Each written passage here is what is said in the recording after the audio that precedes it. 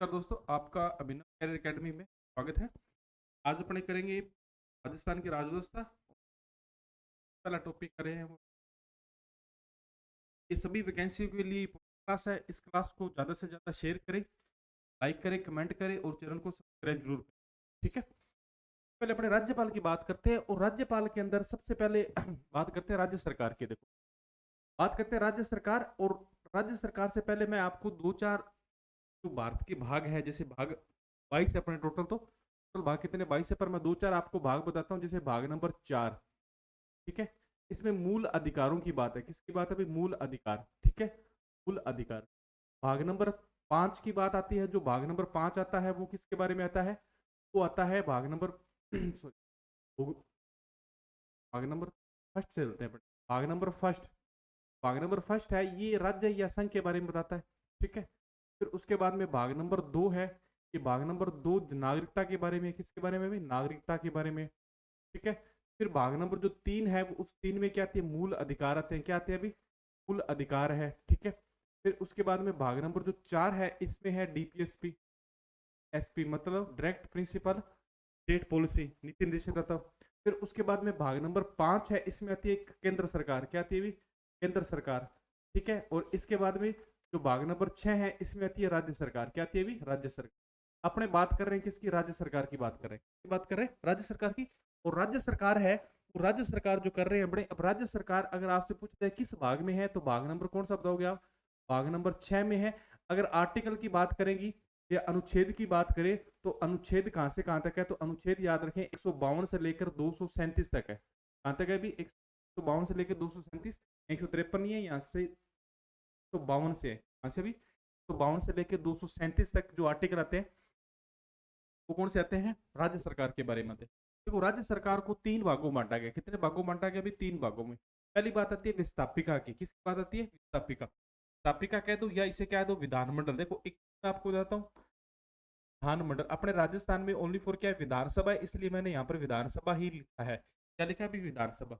यहाँ पर आर्टिकल आते हैं 168 से लेकर 212 तक आते हैं, ना कि 213 तक आते हैं। 213 आता है, वो आता है राज्यपाल का अध्यादेश। क्या आता है अभी? राज्यपाल का अध्यादेश। समझा रही बात? क्या आता है अभी? अध्यादेश। तो सा ध्यान रखें इस बात। ठीक है, मैं थोड़ी सी टाइपिंग मिस्टेक है, वो मैंने आपको सही करवा दी। ठीक है, अब वापस बता रहा हूँ आपको। राज्य सरकार भाग नंबर 6, अनुच्छेद 152 से 237 तक अपने पढ़ेंगे। और इसके अंदर सबसे पहले अपने बात करिए विस्थापिका की। विस्थापिका या विधानसभा का कार्य क्या है? सबसे पहले ये क्या करता है? ये कानून निर्माण करता है। क्या करता है अभी? कानून निर्माण करता है। पहली बात तो आप ये याद रखें, क्या करता है अभी?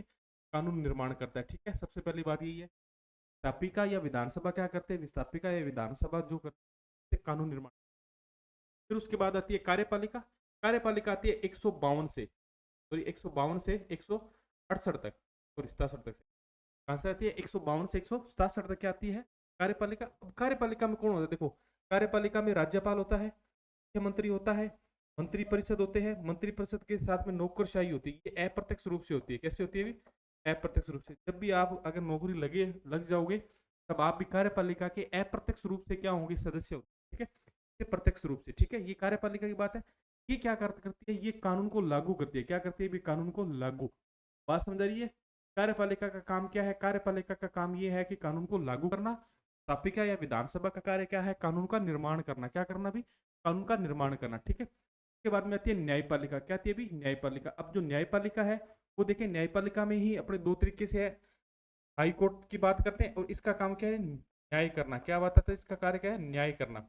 अब देखो, न्याय करना है। अब इसी हाईकोर्ट के नीचे भी एक न्यायालय होते हैं जिसे कहते हैं अधीनस्थ न्यायालय। क्या कहते हैं अभी? अधीनस्थ न्यायालय। ठीक है, ठीक है, अधीनस्थ न्यायालय। तो ये 214 से लेकर ये कहां तक है? 237 तक किसकी बात आती है? कार्यपालिका की बात आती है। बात समझ आ गई यहाँ तक? तो मैं पहले जो स्लाइड है वो आपको पूरी तरीके से समझ आई होगी। उसके बाद नेक्स्ट बात करते हैं अपने। हाँ, तो आगे क्या कह रहा है देखो।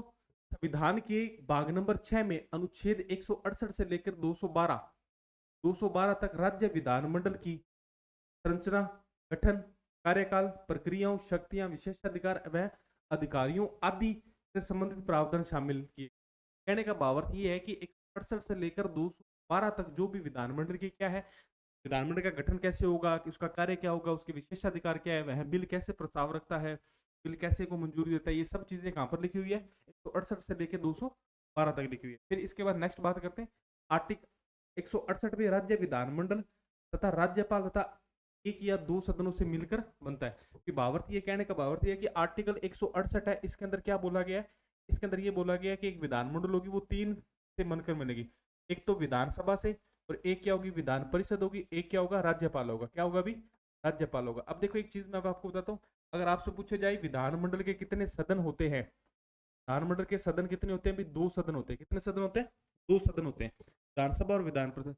अगर आपसे पूछा जाए विधानसभा के अंग कितने, तो अंग तीन है, विधानसभा, विधान परिषद और राज्यपाल। क्योंकि जो राज्यपाल होता है वह अभिनव अंग होता है। क्या होता है, अभी अभिनव अंग होता है किसका, विधानमंडल का। ठीक है, राजस्थान में अब तक एक सदनीय विधानमंडल है।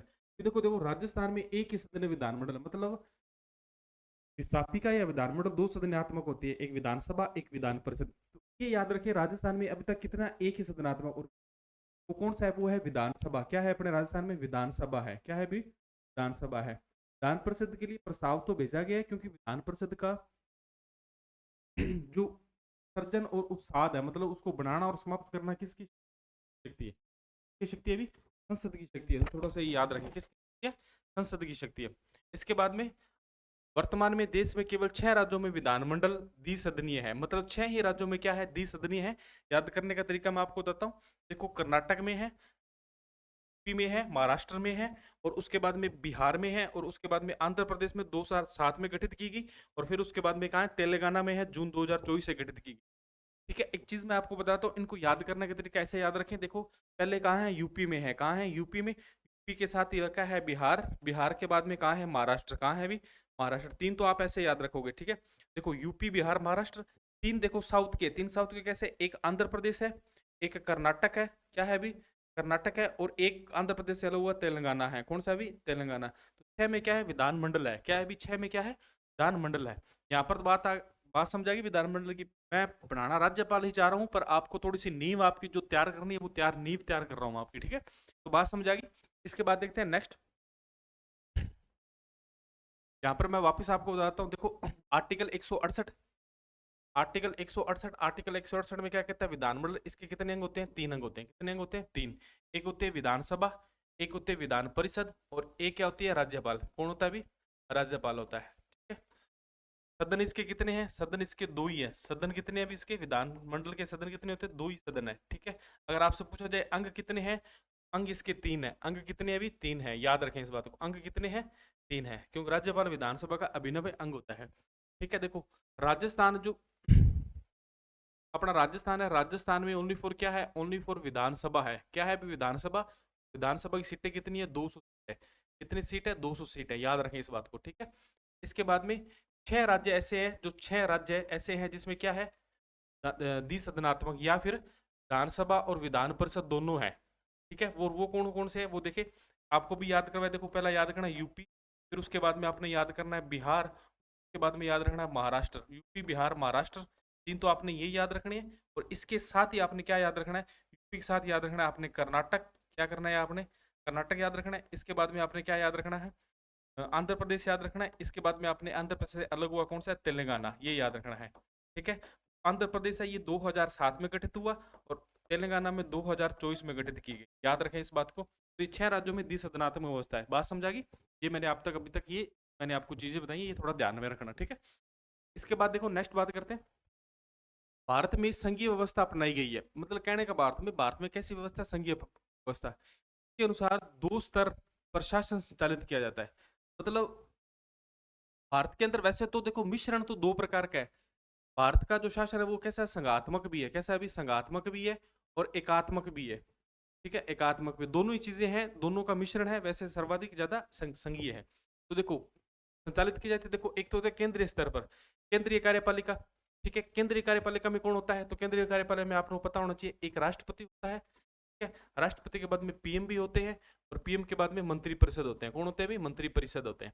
ठीक है, बात याद रखें। इसके बाद क्या कह रहा है, राज्य स्तर पर राज्य कार्यपालिका होती है। राज्य कार्यपालिका में कौन होता है, राज्यपाल होता है। कौन होता है भी, राज्यपाल होता है। फिर क्या होता है, सीएम होता है, और कौन होते हैं, मंत्री परिषद होते हैं। कौन होते हैं भी, मंत्री परिषद होते हैं। बात समझ आ रही है मैं क्या बता रहा हूँ। भी देखो अपने भारत में कौन सी व्यवस्था बनाई गई है? संघीय। संघीय न होकर अपने भारत कैसा है? संघात्मक भी और एकात्मक भी है, दोनों का मिश्रण है, एकात्मक भी और संघात्मक भी है। क्योंकि देखो एकात्मक का मतलब होता है जितनी भी सारी शक्तियां हैं वो किसके पास हो? केंद्र के पास हो, ठीक है। और संघात्मक का मतलब होता है कि जो शक्तियां हैं उसका क्या हो? विकेंद्रीकरण। विकेंद्रीकरण मतलब शक्तियां बांटी हुई हो, ठीक है। बात समझ आ रही है? केंद्रीय स्तर पर केंद्रीय कार्यपालिका में राष्ट्रपति होता है, सीएम होता है, मंत्रिपरिषद होता है। राज्य स्तर पर राज्य कार्यपालिका में राज्यपाल, सीएम, मंत्रिपरिषद होते हैं। देखो मैं आपको जीरो लेवल से करवा रहा हूँ कि अगर कोई भी जीरो लेवल से पॉलिटिकल पढ़ रहा है वो उसको भी ये चीज सारी समझ आएगी, ठीक है।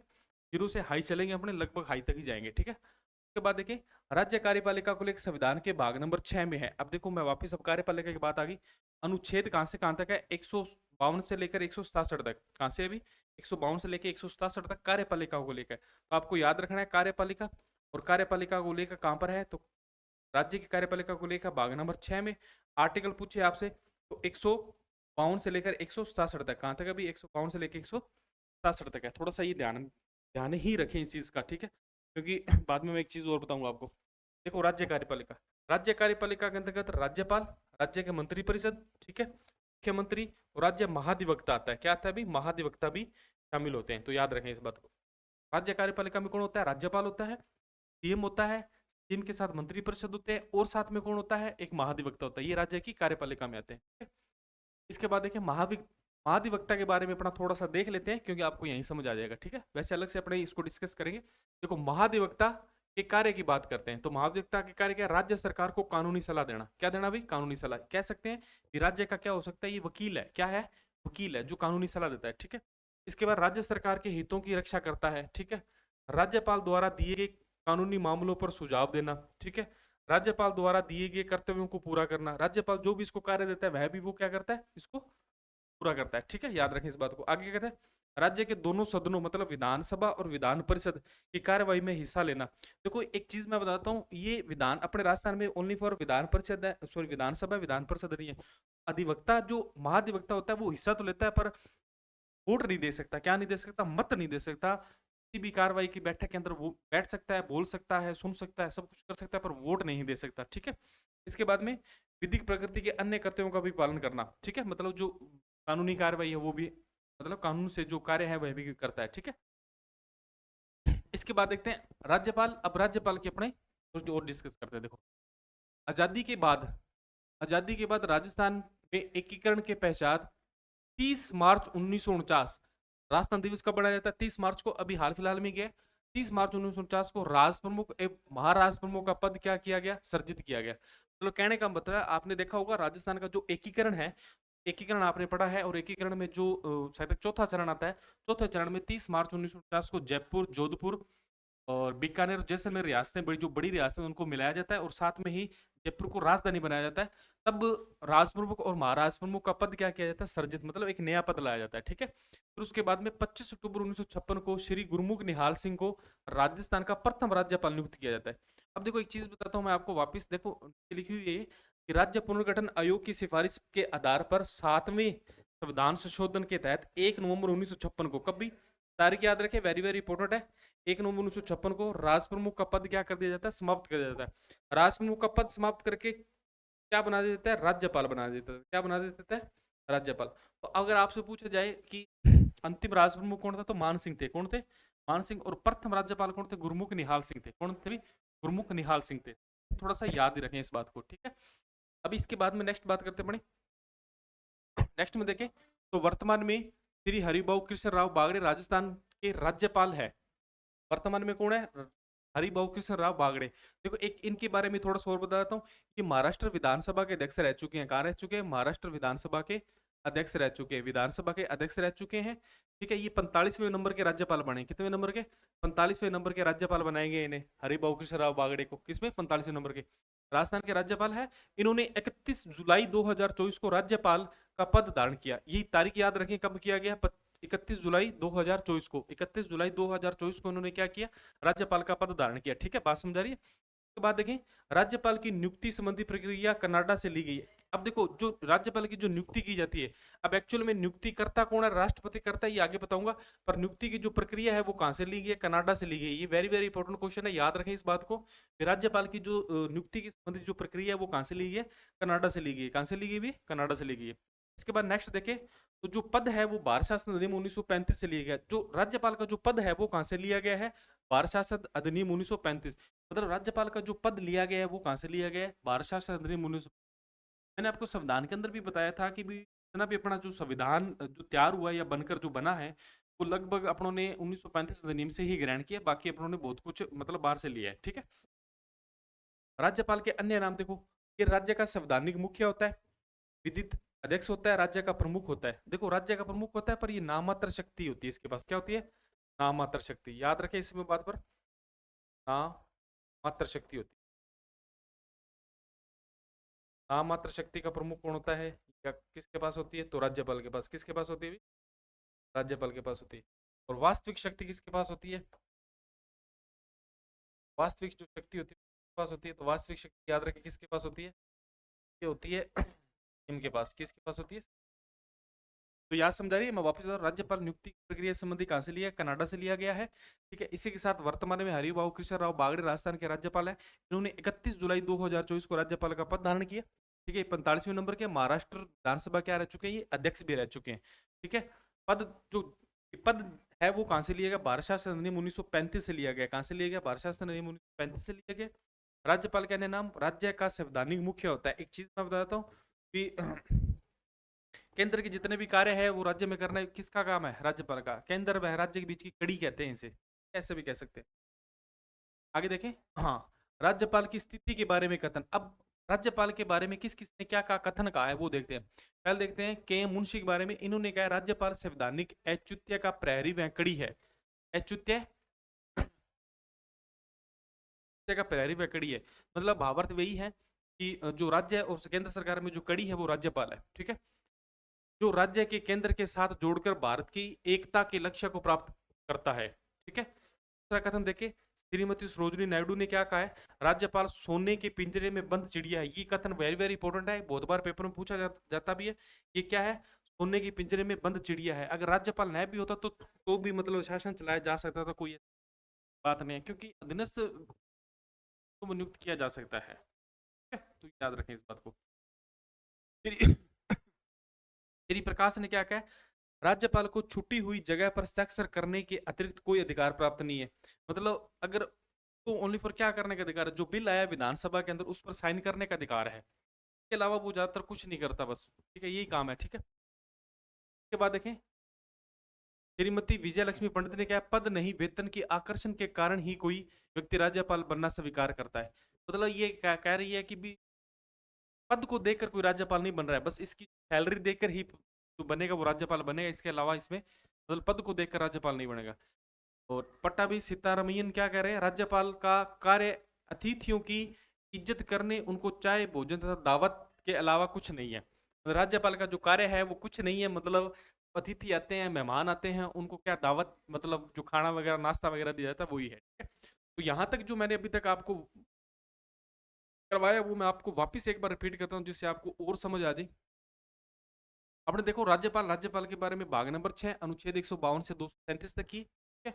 और इसके बाद में कार्यपालिका की बात की, ठीक है। इसके बाद में हम लोगों ने ये शक्तियां वगैरह आर्टिकल, ये विधानमंडल द्विसदनात्मक राज्यपाल वगैरह बात की, ये मैंने आपको बताया है थोड़ा सा।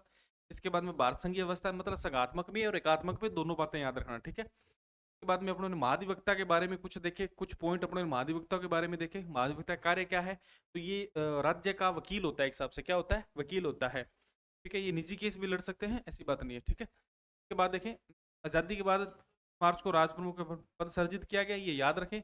इस दिन ही मतलब राजस्थान दिवस मनाया जाता है, क्या मनाया जाता है अभी, राजस्थान दिवस मनाया जाता है 30 मार्च को, अभी बना के हटे अपने, ठीक है। इसके बाद में वर्तमान में कौन है, हरिभाऊ कृष्ण राव बागड़े है, जो 45वें नंबर के राज्यपाल है। ये करंट के लिए क्वेश्चन इंपोर्टेंट है, 45वें नंबर के राज्यपाल है, और ये महाराष्ट्र विधानसभा के अध्यक्ष भी रह चुके हैं, मंत्री पद पर भी रह चुके हैं शायद तक। राज्यपाल की जो नियुक्ति की प्रक्रिया वो कनाडा से ली गई है। जो पद है राज्यपाल का वो कहां से लिया गया, वो पद लिया गया है भारतीय सॉरी भारतीय शासन अधिनियम 1935 से लिया गया, ठीक है। राज्यपाल के अन्य नाम, राज्य का संवैधानिक मुख्य होता है, विधित अध्यक्ष होता है, राज्य का प्रमुख होता है। ठीक है? इसके बाद अपन ने कथन देखे, ये कथन आपने थोड़े से ध्यान भी रखने हैं, कई बार पेपर में पूछ लेता है कथन। ठीक है, हाँ, इसके बाद देखते हैं राज्यपाल से संबंधित संवैधानिक। संवैधानिक का मतलब ये है कि राज्यपाल के आर्टिकल देखते हैं। क्या देखते हैं अपने? आर्टिकल 100 कहां से लगे? 152 से लेकर लगभग 162-61 तक देखेंगे। ठीक है, ये देखेंगे अपने। ठीक है, सबसे पहले बात करते हैं 152। आर्टिकल 152 में क्या कहा? मैं शॉर्ट में आपको आगे बता दूंगा भी शॉर्ट में आर्टिकल कैसे याद करने। ठीक है, आर्टिकल 152 में क्या? राज्य की परिभाषा। किसकी परिभाषा? भी राज्य की परिभाषा। अब देखो, राज्य की परिभाषा वही रहेगी जो आर्टिकल 12 के अंदर दी गई है। राज्य की परिभाषा वही रहती है। जैसे राज्य की परिभाषा आर्टिकल 12 में क्या दी गई है? राज्य के अंतर्गत कौन कराता है? भारत सरकार आती है, संसद आती है, राज्य सरकार आती है, विधानमंडल आती है। उसके बाद स्थानीय प्राधिकारी आते हैं, अन्य प्राधिकारी आते हैं। स्थानीय प्राधिकारी, अन्य प्राधिकारी से मतलब यह है जो व्यक्ति या संस्था जो किसी विधि, उपनियम, वियम जारी करने की शक्ति रखता हो, तो क्या कहेंगे? स्थानीय प्राधिकारी। स्थानीय प्राधिकारी में कौन आता है? राज्य में कौन कौन आ सकता है? केसी आ सकती है, आर्टिकल 367 आता है, ओएनजीसी आती है और एफसीआई आती है। ठीक है, राष्ट्रीय बैंक आते हैं, ये सभी आते हैं। कौन सा नहीं आता? एनसीईआरटी नहीं आती, बीसीए नहीं आती और वक्फ बोर्ड नहीं आते राज्य की परिभाषा में। ठीक है, तो ये राज्य की परिभाषा के बारे में कहा गया आर्टिकल 152 में। अब इसके बाद करते हैं आर्टिकल 153। ये क्या कहता है? राज्यों के राज्यपाल। ये क्या कह रहा है? प्रत्येक राज्य का एक राज्यपाल होगा। क्या होगा अभी? प्रत्येक राज्य का एक राज्यपाल होगा। एक राज्यपाल होगा। आर्टिकल 153 क्या कहता है कि प्रत्येक राज्य का क्या होगा? एक राज्यपाल होगा। अब देखो, प्रत्येक राज्य का एक राज्यपाल होने का भावार्थ क्या है कि यहां पर ये है कि अपने भारत में 28 राज्य हैं और 28 के 28 राज्यों में क्या होगा? एक एक राज्यपाल होगा। ठीक है, पहली बात तो संविधान में ये लिखी गई, तो यहाँ लिखा हुआ है प्रत्येक राज्य का क्या होगा? एक राज्यपाल होगा। इसी अनुच्छेद की कोई भी बात एक ही व्यक्ति को या दो से अधिक राज्यों के राज्यपाल के नियुक्त होने से प्रतिबंध नहीं करती है। कहने का भावार्थ ये है कि यहाँ पर ये कह रहा है कि यहाँ पर ये तो लिखा हुआ प्रत्येक राज्य का एक राज्यपाल होगा, परंतु ये भी इस पर मतलब प्रतिबंध नहीं करती है कि भी एक से दो राज्यों का एक राज्यपाल हो सकता है क्या? तो एक संशोधन किया गया। कौन सा संशोधन? 7वां संविधान संशोधन 1956 के तहत एक ही व्यक्ति दो या दो से अधिक राज्यों का भी राज्यपाल नियुक्त किया जा सकता है। तो ये वेरी वेरी इंपॉर्टेंट क्वेश्चन है। संशोधन याद रखना कौन सा? 7वां संविधान संशोधन 1956 के द्वारा ये किया गया। और क्या किया गया? भी आप दो या दो से अधिक राज्यों का एक राज्यपाल चुन सकते हो। जैसे राजस्थान पंजाब का एक राज्यपाल हो सकता है, पंजाब हरियाणा का एक राज्यपाल हो सकता है, ठीक है, यूपी बिहार का एक राज्यपाल हो सकता है। तो मतलब दो राज्यों का भी एक राज्यपाल हो सकता है और तीन राज्यों का भी एक राज्यपाल हो सकता है। यहाँ पर देखो ढंग से पढ़ना, दो या दो से अधिक मतलब चार का भी हो सकता है। मतलब अधिकतम सीमा नहीं बताएगी कितनी है, न्यूनतम बताएगी दो राज्यों से अधिक। मतलब चार राज्यों का भी एक राज्यपाल हो सकता है। ठीक है, ये बात याद रखिए। ये कौन से संविधान संशोधन का गया? 7वां संविधान संशोधन 1956। फिर इसके बाद में एक लाइन लिखी हुई है, राज्य का प्रथम नागरिक राज्यपाल होता है। देखो ये एक्चुअल में वैसे देखा जाए तो राज्य का प्रथम नागरिक चलो राज्यपाल मान लेते हैं, परंतु एक्चुअल में राज्य का भी प्रथम नागरिक राष्ट्रपति ही होता है। कौन होता है अभी? राष्ट्रपति होता है। क्योंकि एक चीज मैं बता देता हूँ, राज्यपाल को नियुक्त राष्ट्रपति करता है। क्या करता है? राज्यपाल को नियुक्त राष्ट्रपति करता है। ठीक है, और प्रथम नागरिक अपने भारत में एक परिभाषा सी कही गई है कि प्रथम नागरिक निर्वाचित हो वही क्या कहलाएगा? प्रथम, जो भारत का प्रथम नागरिक है वो क्या हो? निर्वाचित हो। वो देश कैसा होगा? गणतंत्र होगा। कैसा होगा? गणतंत्र। तो एक तरीके से मान सकते हैं कि राज्य का प्रथम नागरिक राज्यपाल होता है, परंतु राज्य का एक्चुअल में देखा जाए तो राज्य का प्रथम नागरिक ही राष्ट्रपति होता है। ये याद रखें इस बात। ठीक है, इसके बाद की बात करें आर्टिकल 154। अपनों ने आर्टिकल 2 ही पढ़े हैं, मैं शॉर्ट में बता देता हूँ। फिर देखो आर्टिकल 152 में क्या है? 152 में है राज्य। क्या बात है अभी? राज्य की बात है। 153 में क्या है? राज्यपाल। शॉर्ट में बता रहा हूँ, याद करने का तरीका आपको बता रहा हूँ। ठीक है, शॉर्ट में आर्टिकल याद रखेंगे। देखो 152 में क्या है? राज्य। 153 में क्या है? राज्यपाल। अब राज्यपाल में आपने दो ही तीन बातें याद रखनी है। प्रत्येक राज्य का एक राज्यपाल हो सकता है, दो या दो से अधिक राज्यों का भी एक राज्यपाल हो सकता है। ये कब जोड़ा गया? ये 7वां संविधान संशोधन 1956 द्वारा जोड़ा गया। कब जोड़ा गया? 7वां संविधान संशोधन 1956 द्वारा जोड़ा गया। ठीक है अभी, इसके बाद देखिए अनुच्छेद 154 और इसमें कहता है राज्य की कार्यपालिक शक्तियां। मतलब राज्य की कार्यपालिक शक्तियां किस में निहित होगी? राज्यपाल में निहित होगी। तो लिखा भी हुआ है, देखो राज्य की कार्यपालिक शक्तियां किस में निहित होगी? राज्यपाल में निहित होगी। राज्यपाल इनका प्रयोग संविधान के अनुसार स्वयं या अपने अधीनस्थ के माध्यम से, ये याद रखना, अधीनस्थ के माध्यम से करता है। अब देखो कार्यपालिका में क्या है? किसकी नियुक्ति करनी है? जैसे सीएम की नियुक्ति करनी है, ये कार्यपालिक शक्ति है। महाधिवक्ता की नियुक्ति करनी है, ठीक है, आरपीसी में नियुक्ति करनी है, तो ये मतलब आरपीसी में नियुक्ति करनी है, ये सब कुछ क्या करते हैं? आरपीएस में नियुक्ति तो राष्ट्रपति करता है शायद। तो ये सभी जो नियुक्तियां करता है ये कार्यपालिक शक्तियों में आते हैं। कार्यपालिका के सभी कार्य राज्यपाल के नाम से होते हैं। तो ये कैसे राज्यपाल के नाम से होते हैं? नाम मात्र कार्यपालिका क्या होता है? नाम मात्र कार्यपालिका का प्रमुख होता है, ये याद रखें। नाम मात्र कार्यपालिका का क्या होता है? प्रमुख होता है। अब देखो यहाँ पर जो अधीनस्थ शब्द लिखा हो, अधीनस्थ शब्द से समझते देखो, या तो मंत्रिपरिषद हो सकता है या नौकरशाही से है। देखो मंत्रिपरिषद अधीनस्थ का मतलब क्या होता है? या तो राज्यपाल सवे जाके किसी व्यक्ति को शपथ ला दे या सवे द्वारा कोई नियुक्त कर दे, या फिर अपने अधीनस्थ के माध्यम से, अधीनस्थ मतलब जो ये मंत्री है उसके माध्यम से, या फिर नौकरशाही। अब नौकरशाही का मतलब यहाँ पर है जो लोग सरकारी नौकरी लगे उनके द्वारा भी वह नियुक्त कर सकता है, जो आरएस वगैरह आईएएस वगैरह होते हैं, ठीक है। अधीनस्थ देखो, अधीनस्थ में कौन आएगा? मंत्रिपरिषद आएगी और नौकरशाही आएगी। नौकरशाही से आप यही समझना कि जो सरकारी नौकरी लगे वो नौकरशाही है। आप कल को नौकरी लगोगे तो आप नौकरशाही में आते हो। जैसे आईएएस की परीक्षा होती है नौकरशाही, आईएएस खुद नौकरशाही है, ठीक है, नौकरशाही में आते हैं, ठीक है, तो याद रखें। तो आर्टिकल 154 में क्या है? आर्टिकल 154 में कार्यपालिका शक्ति क्या है? अभी कार्यपालिका शक्ति मैं वापस साथ साथ में शॉर्ट में आपको की बताता जाऊंगा कार्यपालिका शक्ति, क्योंकि की आपको याद रखने, इससे आपको पूरा रिवीजन हो जाएगा एक साथ में। तो बात समझाई? कार्यपालिका शक्ति किस में निहित होगी? देखो राज्य की कार्यपालिका शक्तियां किस में निहित होगी? राज्यपाल में निहित होगी, जिसका प्रयोग वह अपने अधीनस्थ के माध्यम से करेगा। अधीनस्थ में कौन कौन आएगा? मंत्रिपरिषद आएगी और साथ में कौन आएगा? नौकरशाही आएगी, ठीक है, बात समझा गई। इसके बाद देखते हैं नेक्स्ट। देखो नेक्स्ट कहता है राज्यपाल की नियुक्ति। ये बहुत मतलब रेयर क्वेश्चन है, मतलब बहुत बार पेपर में पूछा जाता है, ठीक है। देखो राज्यपाल की नियुक्ति, तो राज्यपाल की नियुक्ति कौन करेगा? राष्ट्रपति द्वारा की जाएगी। किसके द्वारा की जाएगी? राष्ट्रपति द्वारा की। सबसे पहली बात तो राज्यपाल की नियुक्ति कौन करेगा? राष्ट्रपति द्वारा की जाएगी। राज्य का चयन, राज्यपाल का चयन केंद्र सरकार करती है। मतलब चयन कौन करती है? केंद्र सरकार करती है। कहने का भाव अर्थ, राष्ट्रपति केंद्र सरकार में हो तो केंद्र सरकार करती है चयन। राज्यपाल केंद्र सरकार द्वारा नामांकित व्यक्ति होता है, लेकिन यह केंद्र सरकार के अधीन व नियंत्रण में नहीं होता, क्योंकि राज्यपाल एक स्वतंत्र संवैधानिक पद है। यहाँ पर ये क्या बोल रहा है कि राज्यपाल केंद्र सरकार द्वारा नामांकित एक व्यक्ति तो होता है, लेकिन यह केंद्र सरकार के अधीन या नियंत्रण में नहीं होता, क्योंकि राज्यपाल का एक स्वतंत्र संवैधानिक पद है, क्योंकि खुद एक संवैधानिक पद है।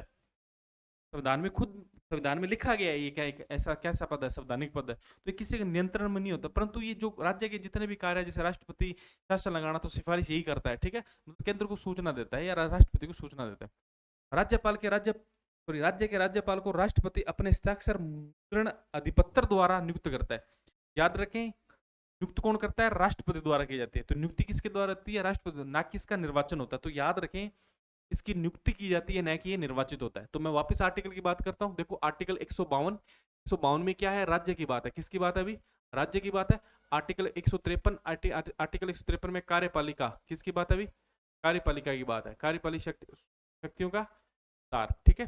फिर एक से बाद में कार्यपालिक शक्तियों का 154 में कार्यपालिका, 152 153 में राज्यपाल, 152 में राज्यपाल, ठीक है। फिर 153 में राज्य,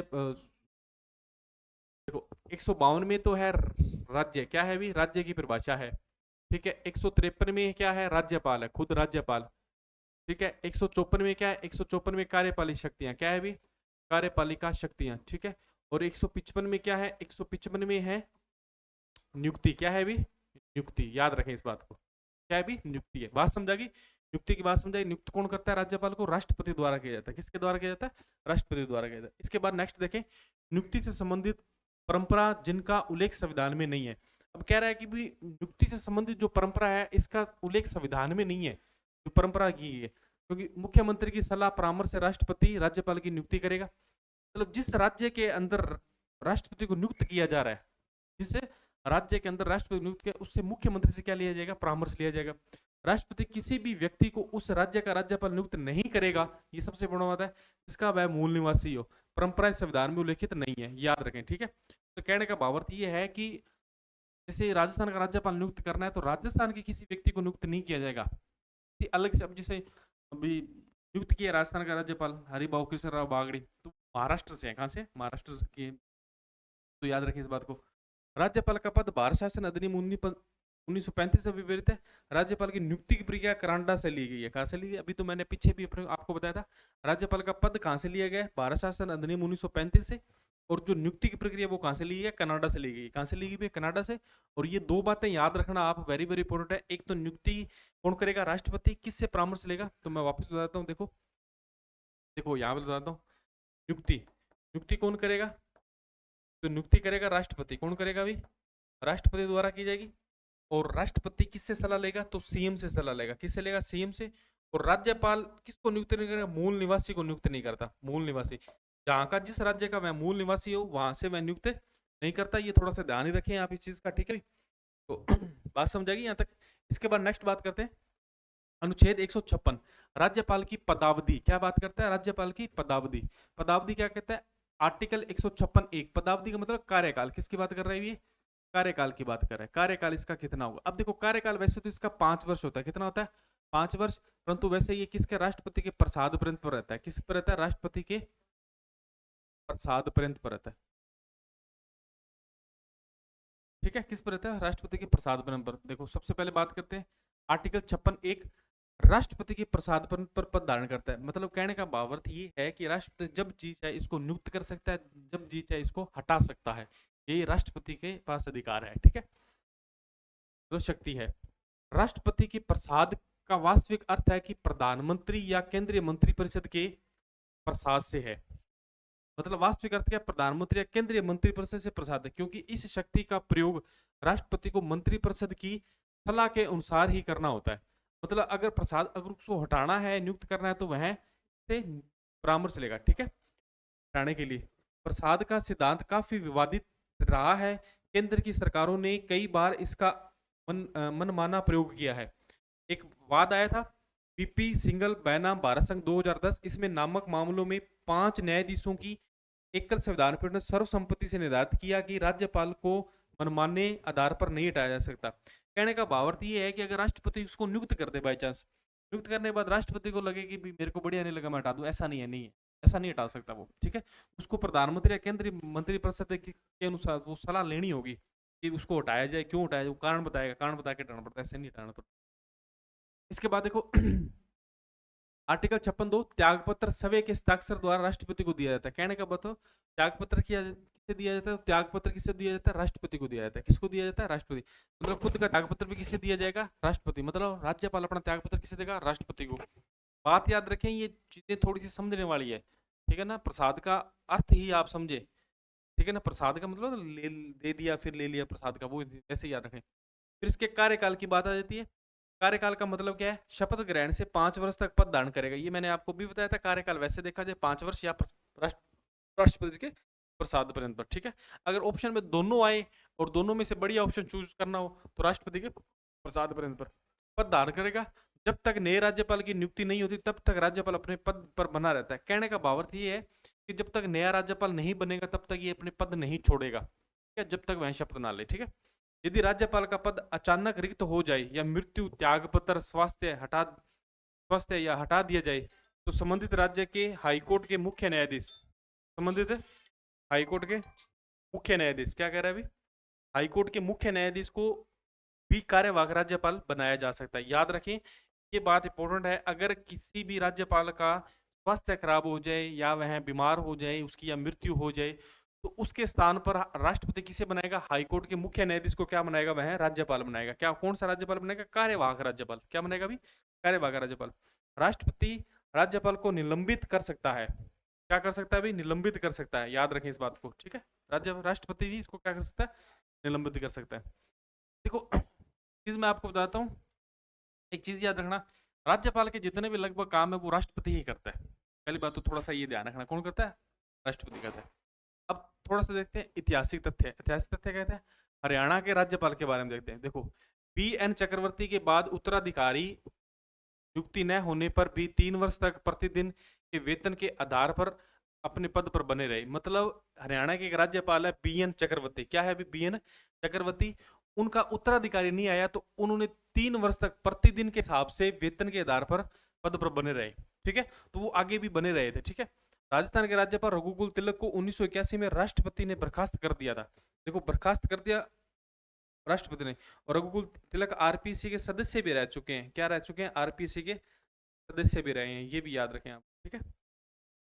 तो हरियाणा के राज्यपाल कौन है, BN चक्रवर्ती।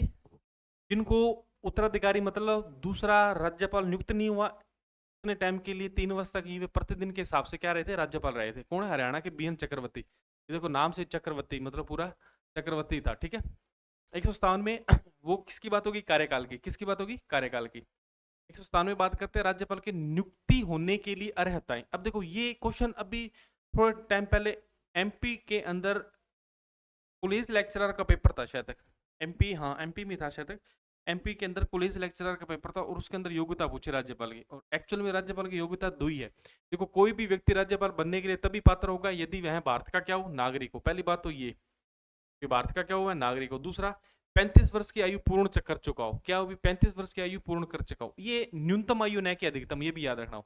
35 वर्ष की आयु पूर्ण कर, तो भारत के संविधान में योग्यता कितने प्रकार की है? 2 ही योग्यता राज्यपाल। अब वहां यही तो क्वेश्चन पूछा। अब उसने क्वेश्चन क्या दिया कि भी राज्यपाल, जो राज्यपाल है वो योग्यता क्या है? उसने दिया पहला भारत का नागरिक हो, दूसरा 35 वर्ष की आयु पूर्ण कर चुका हो, तीसरा लाभ का पद पर हो, चौथा उपयुक्त सभी। तो पूछा कौन सी नहीं है, ऐसा पूछा उसने।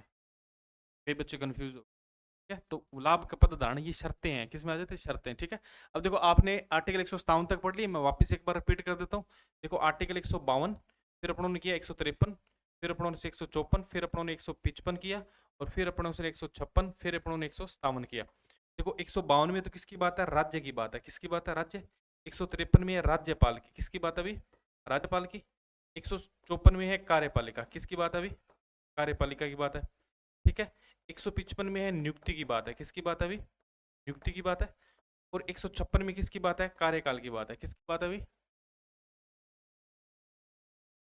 कार्यकाल की बात है, ठीक है। और 157 में क्या है? इसकी योग्यता। क्या है अभी? इसकी योग्यता, ठीक है। यही है, ठीक है। पदावधि मतलब कार्यकाल 156 में, 56 में क्या है? कार्यकाल, ठीक है। नियुक्ति है। अब ऐसे ही याद रखना है। 152 में क्या है? राज्य। 153 में राज्यपाल, 154 में कार्यकाल, 155 में नियुक्ति, 156 में कार्यकाल, 157 में योग्यता, ठीक है। बात समझाई। इसके बाद नेक्स्ट देखते हैं। नेक्स्ट बात करते हैं 158 राज्यपाल पद के लिए शर्त। ये शर्तें आ गई है। क्या आ गई है? शर्तें।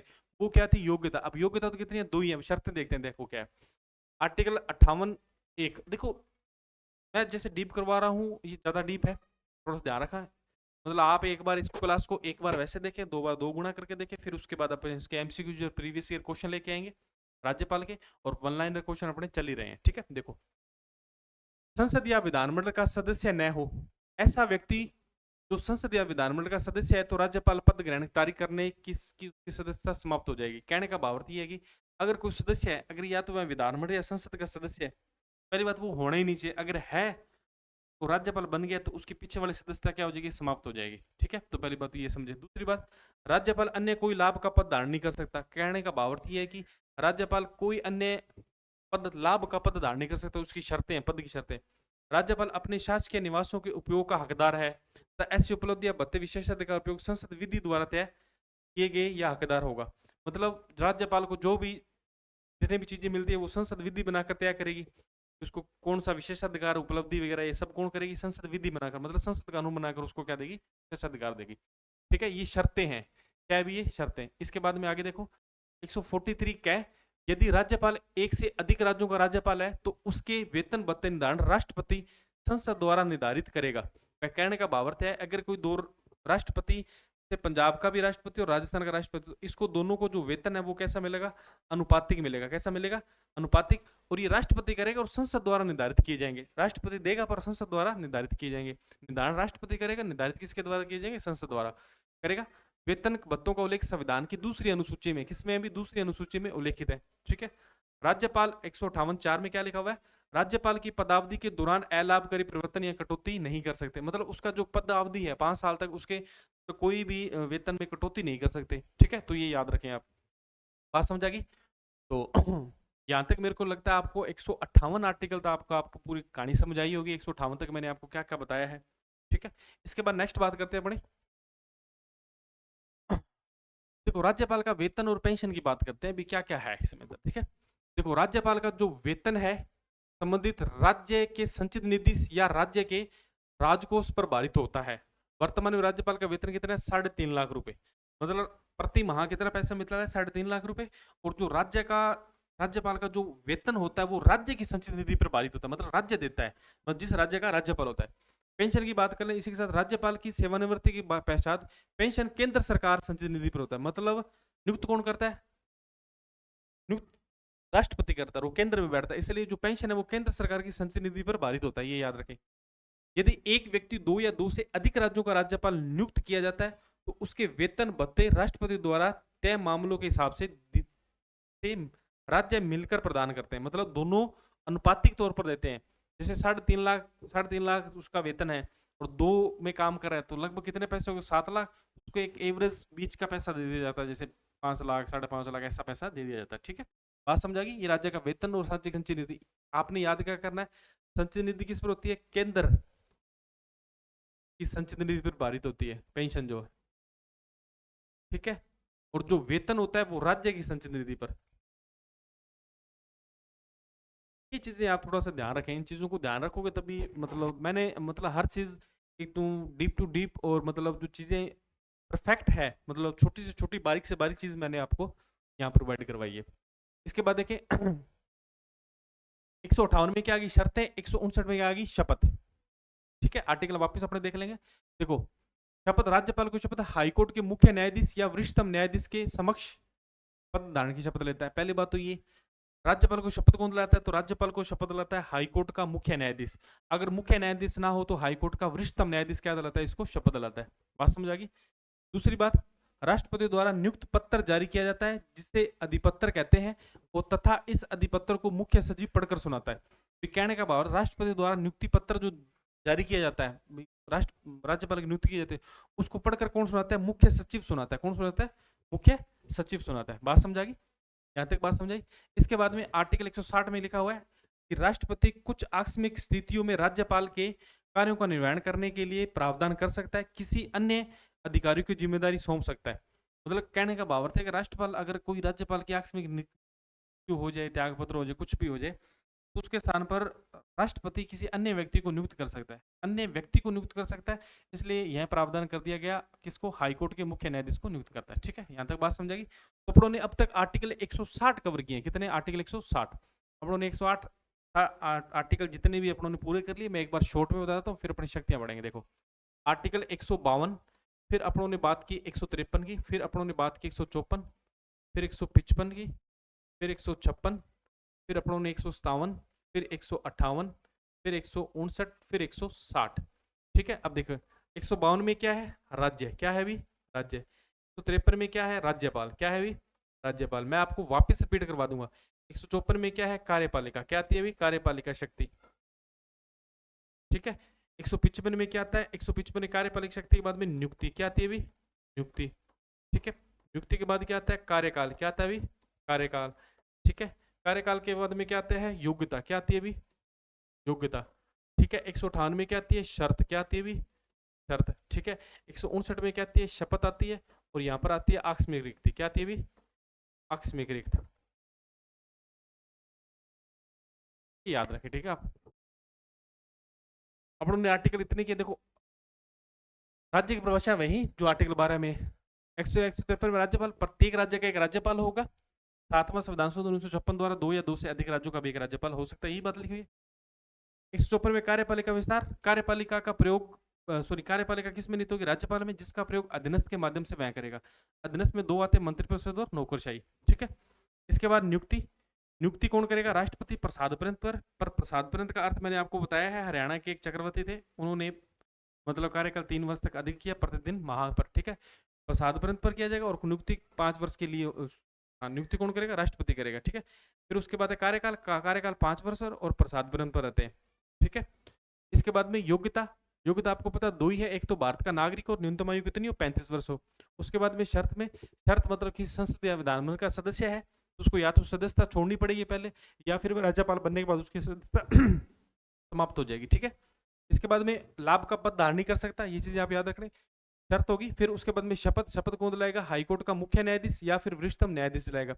ठीक है, फिर 160 में क्या आता है? आकस्मिक रिक्ति। और आकस्मिक रिक्ति में क्या आएगा? आकस्मिक रिक्ति में वही चीजें आएंगी जो मैंने आपको अभी बताई है, मृत्यु, त्याग पत्र वगैरह पर। ठीक है, राष्ट्रपति उसके कर्तव्यों का निर्वहन करेगा या किसी और को व्यक्ति को देगा। ठीक है, यहां तक अपन ने देखा यहाँ तक जो बातें समझ आई होगी आपको, ठीक है, और उम्मीद भी करता हूँ ये चीजें आपको पूरी क्लियर हुई होगी, ठीक है।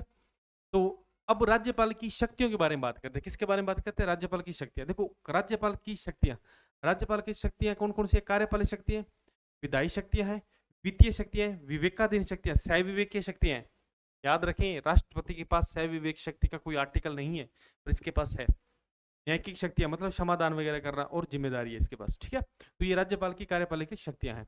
सबसे पहले बात करते हैं अपने कार्यपालिक शक्तियां, ठीक है। ठीक है, आज अपने कार्यपालिक शक्तियां देखते हैं, ठीक है। राज्यपाल की कार्यपालिक शक्तियां देखो, पहली बात, राज्य के समस्त कार्य राज्यपाल के नाम से किए जाएंगे तथा राज्यपाल इस संबंध में नियम बना सकता है। कहने का भाव अर्थ यह है कि जितने भी कार्य होंगे कार्यपालिका, वो किसके नाम से होंगे? राज्यपाल के नाम से। और राज्यपाल उन कार्यों के लिए क्या बना सकता है? नियम बना सकता है। क्या बना सकता है? नियम बना सकता है। दूसरी बात, राज्यपाल राज्य में राष्ट्रपति शासन की सिफारिश करता है, और राज्य में राष्ट्रपति शासन के दौरान उसकी कार्यकारी शक्तियों का विस्तार राष्ट्रपति के प्रतिनिधित्व के रूप में हो जाता है।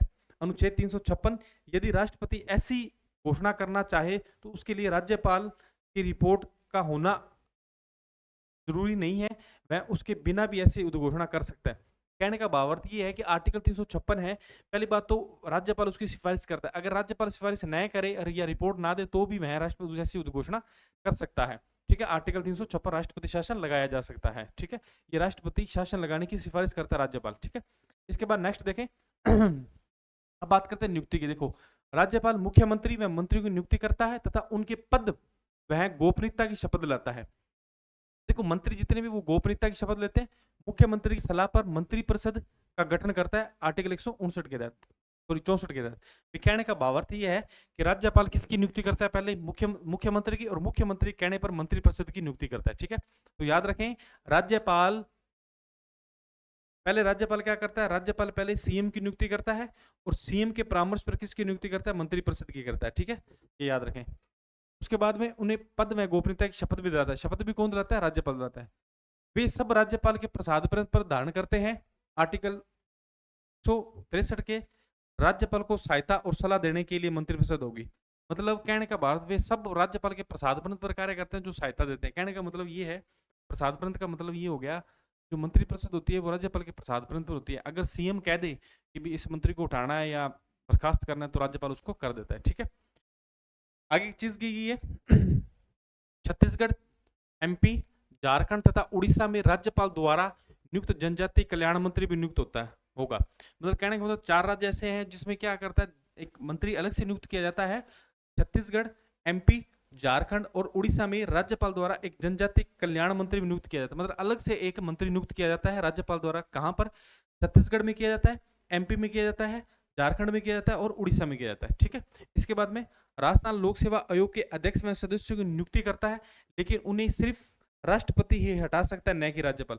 मतलब आरपीसी की जो भी मैंने आपको बताया, आरपीसी जो सदस्य व अध्यक्ष है, इनकी नियुक्ति कौन करता है? राज्यपाल करता है। कौन करता है? राज्यपाल। परंतु इनको हटाता कौन है? राष्ट्रपति। ये बात याद रखना, वेरी वेरी इंपॉर्टेंट है, पेपर में बहुत बार पूछा जाता है ये क्वेश्चन कि आरपीसी के अध्यक्ष व सदस्य की नियुक्ति कौन करता है? राज्यपाल। परंतु उनको हटाता कौन है? राष्ट्रपति हटाता है। कौन हटाता है? भी राष्ट्रपति हटाता है, ठीक है। बात समझ आ गई? इसके बाद नेक्स्ट बात करते हैं राज्य निर्वाचन आयुक्त। राज्य निर्वाचन आयुक्त अनुच्छेद 243 क्या है या 243 है? मतलब ये पंचायती राज में आता है। किसमें आता है? पंचायती राज की नियुक्ति करता है तथा उसकी सेवा शर्तें, कार्य अवधि तय करता है। मतलब राज्य निर्वाचन आयुक्त की भी नियुक्ति कौन करता है? राज्यपाल करता है। किस आर्टिकल के तहत? आर्टिकल 243 क्या के तहत। मतलब कार्यपालिका में नियुक्तियों के संबंध में किस किस। हालांकि राज्य निर्वाचन आयुक्त का विशेष मामलों पर या परिस्थितियों में उसी तरह हटाया जा सकता है जैसे हाईकोर्ट के न्यायाधीश को। मतलब राज्य निर्वाचन आयुक्त को अगर हटाना है, तो उसी तरीके से हटाया जा सकता है हाईकोर्ट के न्यायाधीश को हटाया जाता है, और हाईकोर्ट के न्यायाधीश को सुप्रीम कोर्ट के न्यायाधीश के समान हटाया जाता है, ठीक है।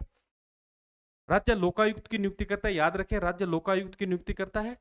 और मैं आपको बता देता हूं, एक अधिनियम आया था लोकपाल, वह लोकायुक्त एक्ट 2013, और इसके बाद में ही 16 जनवरी 2014 को ये लागू हुआ, लोकपाल ये लोकायुक्त एक्ट, ठीक है, लागू हुआ। और लोकायुक्त की नियुक्ति कौन करता है? राज्यपाल करता है। ये अधिनियम मैंने बताया, ये अधिनियम आया था, ठीक है ना, क्योंकि अपने जो लोकपाल की नियुक्ति 2014 के बाद उससे होने लगी है, ठीक है, बात समझा गई। इसके बाद में देखें राज्य मानवाधिकार आयोग के अध्यक्ष में सदस्यों की नियुक्ति कौन करता है? राज्यपाल करता है। NHRC, SHRC, राज्य कम्युनिटी, ऐसा नाम इसका, कमीशन वगैरह, ठीक है, राज्य मानवाधिकार आयोग, ठीक है। राज्य सूचना आयोग के माइनॉरिटी अध्यक्ष में सदस्यों की नियुक्ति कौन कौन करता है? राज्य सूचना आयोग करता है, ठीक है। राज्य सूचना आयोग भी क्या करता है? इसकी अध्यक्ष व सदस्यों की नियुक्ति, राज्य सूचना आयोग के अध्यक्ष व सदस्यों की नियुक्ति कौन करता है? राज्यपाल द्वारा की जाती है। किसके द्वारा की जाती है? राज्यपाल द्वारा की जाती है। बात समझा रही है? तो देखो किस किस की करता है? राज्य निर्वाचन आयुक्त के अध्यक्ष व सदस्य की नियुक्ति राज्यपाल करता है। लोकायुक्त की कौन करता है? राज्यपाल करता है। राज्य मानवाधिकार आयोग की नियुक्ति कौन करता है? राज्यपाल करता है। राज्य सूचना आयोग की कौन करता है? राज्यपाल। सीएम की नियुक्ति कौन करता है? राज्यपाल। मंत्रिपरिषद की नियुक्ति सीएम के परामर्श पर करता है, ठीक है। इसके बाद देखें नेक्स्ट, राज्य महाधिवक्ता, ठीक है, की नियुक्ति करता है, मतलब राज्य महाधिवक्ता की नियुक्ति करता है और उसका प्राश्रमिक मतलब प्राश्रमिक तय करता है, मतलब उसके कार्य तय करता है। महाधिवक्ता का पद राज्यपाल के प्रसाद पर रहता है। Very very important question, article 165 के तहत याद रखें। राज्य महाधिवक्ता किसके प्रसाद पर रहता है? राज्यपाल के प्रसाद पर रहता है, ठीक है। राज्यपाल राज्यों के विश्वविद्यालय के कुलाधिपति होता है। ये क्वेश्चन वेरी वेरी इंपॉर्टेंट है। देखो क्यों है? क्योंकि अगर यहाँ पर कुलाधिपति कौन होता है? राज्यपाल खुद होता है। कौन होता है? राज्यपाल खुद होता है और कुलपतियों की नियुक्ति करता है, और वह राज्य के विश्वविद्यालयों के कुलपतियों की नियुक्ति करता है। जबकि केंद्रीय विश्वविद्यालय के कुलपतियों की नियुक्ति राष्ट्रपति द्वारा की जाती है। ये शायद तक केंद्रीय विश्वविद्यालय अजमेर में है और इसकी नियुक्ति करता है। एक और विश्वविद्यालय, विधि विश्वविद्यालय जोधपुर, उसमें हाईकोर्ट के मुख्य न्यायाधीश करते हैं। कौन करते हैं? हाईकोर्ट के मुख्य न्यायाधीश करते हैं, ठीक है। राज्यपाल मुख्यमंत्री से प्रशासनिक मामले या किसी विधायी प्रस्ताव की जानकारी प्राप्त कर सकता है। कहने का मतलब वो मुख्यमंत्री से प्रशासनिक या विधायी मामला भी मांग सकता है, ठीक है, याद रखें इस बात को। आगे देखें नेक्स्ट, यदि किसी मंत्री में कोई निर्णय लिया है और मंत्रिपरिषद ने उस पर संज्ञान नहीं किया हो तो राज्यपाल मुख्यमंत्री से उस मामले पर विचार करने के लिए मंगा सकता है। कहने का भावार्थ यह है कि कोई मंत्रियों ने निर्णय कर लिया है और उस पर संज्ञान नहीं किया तो उस मामले को अपने पास मंगवा सकता है। कौन? राज्यपाल। कौन मंगा सकता है? अभी राज्यपाल बना मंगवा सकता है। किसे? मुख्यमंत्री के पास से, ठीक है। राज्य की सरकार के कार्य संचालन अनुच्छेद 166 में है, ठीक है, मतलब राज्य के सरकार के कार्य संचालन किसमें? आर्टिकल 166 में आते हैं। किसमें आते हैं? आर्टिकल 166 में आते हैं, ठीक है। उसके बाद में ये तो जो विधानमंडल पढ़ेंगे तब पढ़ेंगे अपने। किसी राज्य सरकार की समस्त कार्यपालिक कार्रवाई राज्यपाल के नाम से की जाएगी। राज्य द्वारा वित्त पोषित विश्वविद्यालयों का पदेन कुलाधिपति होता है, ये याद रखें। राज्य द्वारा वित्त पोषित विश्वविद्यालयों के पदेन कुलाधिपति कौन होते हैं? राज्यपाल होते हैं, ठीक है। आगे देखो, राज्यपाल को जानकारी देने आदि के संबंध में मुख्यमंत्री का कर्तव्य 167 में। देखो ये क्वेश्चन वेरी वेरी इंपॉर्टेंट है। ये क्वेश्चन बहुत बार पूछा जाता है पेपर में कि मुख्यमंत्री का कर्तव्य या शक्ति क्या होगा। आर्टिकल 167 में क्या है? तो आर्टिकल 167 में क्या है? मुख्यमंत्री का कर्तव्य होगा कि वह राज्यपाल को क्या दे? समय समय पर सूचना दे, ठीक है, ऐसे याद रखें। राज्यपाल समय समय पर सरकार की गतिविधियों के बारे में राज्यपाल को अवगत कराता है, सूचना देता है। प्रशासनिक गतिविधियों के बारे में राज्यपाल सूचना प्राप्त करने हेतु मुख्यमंत्री से सूचना मांग सकता है। ये भी किसे मांग सकता है? सूचना मांग सकता है। किसी भी किसी विषय को जिस पर किसी मंत्री ने निश्चय कर लिया है किंतु मंत्रिपरिषद ने विचार नहीं किया, राज्यपाल द्वारा अपेक्षा किए जाने पर मंत्रिपरिषद के समक्ष विचार रख सकते हैं, ठीक है। ये बात वही है कि कोई प्रस्ताव उसको रख सकता है, ठीक है। इसके देखें नेक्स्ट, अनुच्छेद 217, राष्ट्रपति द्वारा राज्यपाल से संबंधित राज्य के हाईकोर्ट के न्यायाधीश की नियुक्ति का परामर्श किया जा सकता है। कहने का भावार्थ यह है कि 217 के अंदर हाईकोर्ट के जज की नियुक्ति करता है। कौन नियुक्ति करता है? राष्ट्रपति। कौन करता है? अभी राष्ट्रपति करता है, परंतु किसके परामर्श पर? राज्यपाल के परामर्श। बस यही लाइन याद रखनी है आपने, किसके परामर्श पर करता है? राज्यपाल के परामर्श पर करता है। इसके बाद अनुच्छेद 233, राज्यपाल राज्य हाईकोर्ट के साथ विचार कर जिला न्यायाधीश की नियुक्ति करता है, स्थानांतरण करता है और पदोन्नति करता है। मतलब 233 आर्टिकल 233 के तहत जिला न्यायाधीश की नियुक्ति कौन करता है? राज्यपाल करता है, हाईकोर्ट के परामर्श पर। देखो हाईकोर्ट के जजों की नियुक्ति करता है राष्ट्रपति, किसके परामर्श पर? राज्यपाल के। और जिला न्यायाधीश के जजों की नियुक्ति कौन करता है? जिला न्यायाधीश की नियुक्ति कौन करता है? राज्यपाल करता है, और किसके? हाईकोर्ट के परामर्श पर। 234, न्यायिक सेवा में जिला न्यायाधीशों से विभिन्न अधिकारी की भर्ती भी उपबंध है, मतलब भर्ती वगैरह भी करवाता है, ठीक है। ठीक है, ये अपनी जो कार्यपालक शक्तियां ये पूरी होगी। कल अपने पढ़ेंगे विधायी शक्तियां। आपको क्लास कैसे लगी कमेंट बॉक्स में मेरे को एक बार कमेंट करके जरूर बताएं, और क्लास को ज़्यादा से ज़्यादा शेयर करें, लाइक करें, कमेंट करें, और ज़्यादा से ज़्यादा इसको आगे तक बढ़ाएं। ठीक है, और जितना भी आपको मैटर करवाया जा रहा है उसको उस पर विश्वास रखें, क्योंकि हम जो जितना भी आपको कंटेंट दे रहे हैं, प्रोवाइड करवा रहे हैं, वो कंटेंट मतलब एनसीईआरटी और हिंदी ग्रंथ अकादमी की बुक्स पर ही आधारित है। ठीक है, और आप ज़्यादा से ज़्यादा इस क्लास को शेयर करें और ज़्यादा से ज़्यादा बच्चों को जोड़ें। धन्यवाद जी।